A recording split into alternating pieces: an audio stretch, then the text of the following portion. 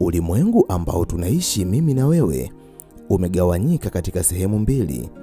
Upo ulimwengu wa kiroho na upo ulimwengu wa kimwili. Ulimwengu wa kiroho ni ulimwengu ambao hauwezi kuonekana kwa macho ya damu na nyama. Lakini ulimwengu wa kimwili ni ulimwengu ambao tunauishi kila siku, yani huu ulimwengu ambao unaonekana kwa macho ya damu na nyama. Katika uwiano wa nguvu, ulimwengu wa kiroho una nguvu kuliko ulimwengu wa kimwili. Mara nyingi, ili vitu vijidhihirishe katika ulimwengu wa kimwili, ni lazima viwe vilitokea na kutimia katika ulimwengu wa kiroho. Hivyo, mara nyingi, kila kitu ambacho kinatokea kwenye maisha yako, kilianzia katika ulimwengu wa kiroho. Masuala ya nyota na nguvu za kiroho, vyote vipo katika ulimwengu wa kiroho. Kwa sababu, nyota yako inapokuwa inaangaza katika ulimwengu wa kiroho, hata katika ulimwengu wa kimwili, utakuwa mwanadamu ambaye unaandamwa na bahati njema za utajiri na mafanikio kwenye maisha yako. Kwa sababu wanadamu wanalijua hilo, wapo baadhi ya wanadamu wenye nguvu za kishirikina, wenye tabia ya kuiba nyota za binadamu wengine. Zipo njia mbalimbali ambazo binadamu hao huzitumia kuiba ama kuchafua nyota za binadamu wengine. Na katika video hii nitakwenda kukwambia vitu ambavyo mtu akikufanyia kuna uwezekano mkubwa akawa anaiba nyota yako. Kama nawe ni miongoni mwa watu wanaotamani kujifunza kuhusiana na jambo hili, basi video hii imetengenezwa mahususi kwa ajili yako. Ili uendelee kujifunza mambo mbalimbali kupitia video zetu, jiunge nasi kwa kusubscribe katika chaneli hii ya Fafanuo Media. Hapo utakuwa wa kwanza kupata video zetu pindi tunapoziweka kwenye chaneli hii. Hautajutia MB zako, kwani mara zote tunajitahidi kuwa bora zaidi ya jana. Asante, enjoy. Yafuatayo ni mambo ambayo ukiona mtu anakufanyia, ujue ya uwezekana nyota yako inaibiwa. Namba 1, anataka kuondoka na kinga ambayo mlikuwa mnaitumia wakati wa kushiriki tendo la ndoa. Pamoja na kuwa vitabu vya Mwenyezi Mungu vinakataza kushiriki tendo la ndoa ikiwa bado hamjaingia katika ndoa, lakini haimaanishi watu katika jamii ambayo tunaishi mimi na wewe hawafanyi vitendo hivyo. Mamia kwa maelfu ya wanadamu wanashiriki tendo la ndoa hali ya kuwa bado hawajaingia katika maisha ya ndoa. Miongoni mwa mbinu ambazo watu wanaotaka kukuibia nyota yako huzitumia kwa ajili ya kuiba nyota yako ni kuchukua maji yaliyotokana na mwili wako, hasa maji ya sehemu zako za siri. Kama wewe ni mwanaume na umekutana na mwanamke ambaye unashiriki naye tendo la ndoa, utashangaa baada ya kumaliza kushiriki tendo la ndoa, mwanamke huyo hatotaka ukazichukue kinga hizo na kuzitupia chooni ama wewe uondoke nazo. Badala yake atatilia msisitizo na kutaka kuondoka na kinga hizo, akidai anakwenda kuzitupa katika eneo fulani. Lakini utakapojaribu kufuatilia utagundua mwanamke huyo hajaenda kuzitupa kinga hizo, bali anaondoka nazo, jambo ambalo unatakiwa kulijua na kuliweka akilini. Inawezekana kitendo cha kukubali kushiriki tendo la ndoa na wewe ni kwa sababu anahitaji kwenda kuichukua nyota yako na kuitumia katika kufungua njia zake za mafanikio. Na kama wewe ni mwanamke, utagundua mwanaume ambaye umemaliza kushiriki naye tendo la ndoa, kitambaa ambacho umetumia kujifutia atakuwa ni kama anataka kuondoka nacho yeye. Na utakapojaribu kufuatilia sana, utagundua kitambaa hicho atakapoondoka nacho, kuna uwezekano mkubwa atakwenda nacho kwa waganga au washirikina ambao wamemwagiza, lengo likiwa ni kuiba nyota yako au wakati mwingine kuifunga nyota yako. Mara nyingi ikiwa mtu ambaye umeshiriki naye tendo la ndoa ataondoka na vitu hivyo, ikiwa ana mpango wa kuiba nyota yako, yapo mabadiliko ambayo unaweza kuanza kuyaona katika maisha yako. Miongoni mwa ishara ambazo utaanza kuziona, utaanza kuona bahati ambazo ulikuwa nazo zinakuwa hazipo tena. Wateja ambao ulikuwa unawapata katika biashara zako wanatoweka, wanakuwa hawapo tena. Upendo ambao ulikuwa unaoneshwa na watu wengine kwa sababu nyota yako ilikuwa kali kuliko nyota za watu wengine, hautakuwepo tena. Utaanza kuandamwa na mikosi ambayo haujui sababu yake ni nini. Hivyo, unaposhiriki tendo la ndoa na mtu ambaye si mkeo wala si mumeo, chukua tahadhari, kwa sababu inawezekana unashiriki tendo la ndoa na mtu ambaye yupo katika mpango maalum wa kuja kuiba nyota yako, kwani inawezekana alipokuwa kwa mganga, wakati anapotafuta ni nani mwenye nyota kali ambayo anaweza kuiba, inawezekana kwenye rada zao ulionekana wewe. Namba 2, atalazimisha kukufuta na kitambaa chake katika paji la uso wako. Wapo baadhi ya watu ambao unapokuwa nao katika mazungumzo au katika shughuli mbalimbali, inawezekana kuna kijasho fulani kikawa kimekutoka, hali ya kuwa unajua kabisa ni jukumu lako kulifuta jasho hilo, ama inawezekana likawa jukumu la mpenzi wako kukufuta jasho hilo, lakini mtu ambaye hauna hata ukaribu naye kihivyo, unashangaa anatoa kitambaa katika mfuko wake na kutaka kukufuta jasho lako. Wakati mwingine anaweza kufanikiwa kulifuta jasho lako kwa kutumia kitambaa hicho. Jambo ambalo unatakiwa kulijua na kuliweka akilini, katika jasho lako utu wako wa ndani pia upo. Ndio maana hata zikipimwa DNA na RNA katika jasho ambalo limebaki kwenye kitambaa cha mtu ambaye alikuwa anakufuta nacho, kila kitu kinachohusiana na wewe kitakutwa katika kitambaa hicho. Siri ambayo unatakiwa kuijua ni kuwa zipo njia mbalimbali ambazo binadamu wabaya hupenda kuzitumia kuiba nyota za watu wengine, ikiwepo kutumia vitambaa. Hasa mwanadamu ambaye atakuwa anakufuta kwa kitambaa, utaona anaelekeza kitambaa hicho katika paji la uso wako, na atakapofanikiwa kukufuta jasho hilo, inawezekana kuanzia hapo kuna mabadiliko ambayo utaanza kuyaona kwenye maisha yako. Njia zako za mafanikio zitajifunga. Utakuwa mtu wa kukutana na mikosi isiyoisha. Utakuwa mtu ambaye kama ulikuwa unaweza kupata wateja mbalimbali kwenye biashara zako, mambo hayo yote yatapotea. Utajikuta wewe ni mwanadamu ambaye unapoteza haiba ya kufanya kazi zako ambazo zilikuwa zikikupa fedha. Utakapoona ishara hiyo, kama wewe ni miongoni mwa watu ambao walifutwa na vitambaa katika mapaji ya nyuso zao, basi nyota yako imeibiwa kama si kuchafuliwa. Namba 3, mtu atalazimisha kukushika mkono hata katika mazingira ambayo hakukuwa na ulazima wa kufanya hivyo. Yapo mazingira ambayo unaweza ukakutana na mwanadamu ukasalimiana naye vizuri, pamoja na kuwa hakuna ulazima wa kushikana naye mikono, kwa sababu huenda ni mtu ambaye hauna mazoea naye kivile, lakini yeye atafanya juu chini ili aushike mkono wako. Kwa binadamu ambao wanaijua siri ya nyota na namna ambavyo nyota huibiwa, huwa si wepesi wa kupeana mikono na watu wasioamini, kwani namna mojawapo ambayo hutumiwa kuiba nyota yako au nyota za watu wengine ni kupeana mikono.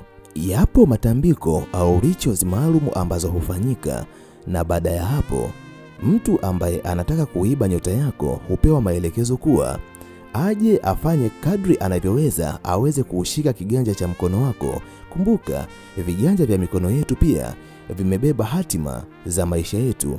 Mistari ambayo unaiona kwenye viganja vya mikono yako haipo katika sehemu hiyo kama upambo, bali ina maana yake, na ndiyo maana kupitia mistari hiyo mtu anaweza akajua siri nyingi zinazohusiana na maisha yako. Mtu atakapogusanisha kiganja chake cha mkono na kiganja chako kwa sababu ya matambiko na maagano ambayo ameyafanya, ikiwa lengo lake lilikuwa ni kuiba nyota yako, na endapo atakuzidi nguvu kiroho, atafanikiwa kuiba nyota yako na nyota yako itahamia katika maisha yake. Mafanikio ambayo ulikuwa unayapata katika maisha yako kwa sababu nyota yako ni kali kuliko nyota za watu wengine, hayatokuwepo tena. Kuanzia hapo utaona kila kitu kimebadilika kwenye maisha yako. Kama wewe ni miongoni mwa wanadamu ambao wanahitaji kuendelea kubaki salama kwenye maisha yao, tafadhali acha tabia ya kupenda kushikana mikono na kila unayekutana naye, hasa watu ambao hauwaamini, kwa sababu nyota yako itaibiwa. Namba 4, ikiwa mtu atalazimisha kukupaka mafuta hata katika nyakati ambazo hakuna ulazima wa kufanya hivyo. Mafuta ni miongoni mwa silaha hatari ambazo asilimia kubwa ya washirikina huzitumia katika shughuli mbalimbali. Ulishawahi kusikia hata wachawi wanapowachukua watoto, lengo kubwa la kuwachukua watoto huwa ni kupata mafuta yao, kwa sababu mafuta ya watoto ni miongoni mwa nyenzo muhimu katika shughuli zao za kila siku. Jambo ambalo unatakiwa kulijua na kuliweka akilini, ipo siri kubwa katika mafuta na nyota ya mwanadamu. Mwanadamu fulani anaweza kuja karibu na maisha yako, alafu katika mazingira yoyote akaanza kukulazimisha ujipake mafuta yake, au hata kwa kujifanya amekosea, atachukua mafuta ambayo amekuja nayo, atayaweka kwenye kiganja cha mkono wake na kukugusa nayo. Atakapokugusa nayo, kuna ishara ambazo unaweza ukazihisi katika mwili wako, kwani nafsi zetu zinaweza kuona vitu ambavyo macho yetu hayawezi kuviona. Utahisi kama mwili wako umesisimka, lakini utahisi ni kama kuna kitu kimepungua katika mwili wako. Alafu baada ya hapo mambo yataanza kubadilika. Vitu ambavyo ulikuwa unaweza kuvipata kiurahisi kwenye maisha yako, utajikuta unaanza kutumia nguvu kubwa kuweza kuvipata kwenye maisha yako. Watu ambao walikuwa wanakupenda bila sababu yoyote, utashangaa wanaacha kukupenda tena. Mara nyingi mafuta yanaweza kutumika aidha kuiba nyota ya mtu ama kuichafua nyota ya mtu. Haijalishi wewe ni nani, upo wapi.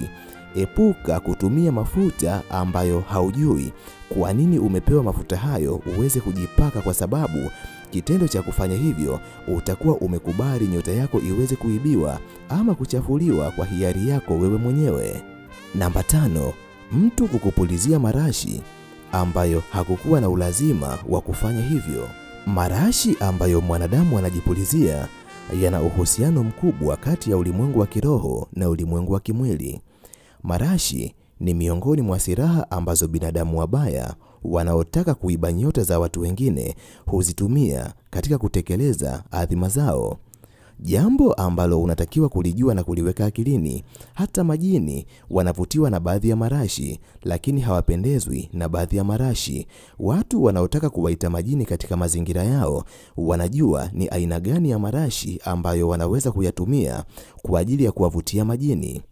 Hata positive energy na negative energy, kuna baadhi ya marashi ukiwa nayo unakuwa umezungukwa na positive energy, lakini kuna baadhi ya harufu zikiwepo katika maisha yako unavutia negative energy. Ndivyo ilivyo. Yapo baadhi ya marashi ambayo kutokana na maagano na matambiko ambayo yamefanywa, utakapopuliziwa tu inawezekana nyota yako ikafungwa ama nyota yako ikaibiwa.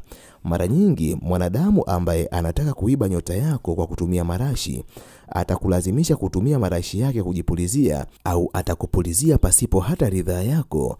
Utakapoona ishara hiyo, inawezekana mwanadamu huyo ana mpango wa kuiba nyota yako. Namba 6, atakupa nguo yake na kukulazimisha uivae, ama atakulazimisha wewe umpe nguo yako ambayo ulishaivaa. Miongoni mwa silaha ambazo washirikina huzitumia kuiba nyota za watu wengine ni mavazi.